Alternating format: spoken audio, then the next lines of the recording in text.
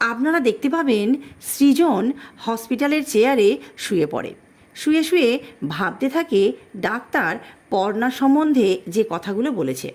সৃজন কল্পনা করে পর্ণা এসে সৃজনের গায়ে হাত দিয়ে বলে, সৃজন। পর্ণা বলে, সৃজন, এইভাবে ভেঙে পড়লে চলবে না। এবার থেকে পুটির সব দায়িত্ব তোমাকেই নিতে হবে। পুটিকে আমি তোমার ভরসাতেই রেখে গেলাম। তারপর সৃজন বলতে শুরু করে, না পর্ণা, আমি পারবো না। পুটি এসে বলে, বাবা ওঠো ওঠো, তুমি স্বপ্ন দেখছো। সৃজন চারিদিকে পর্ণাকে খুঁজতে শুরু করলে পুটি এসে সৃজনকে সামলায় আর বলে, বাবা, মা তো আমাদের বলেছে যে কোনো বিপদের সময় হাল না ছাড়তে।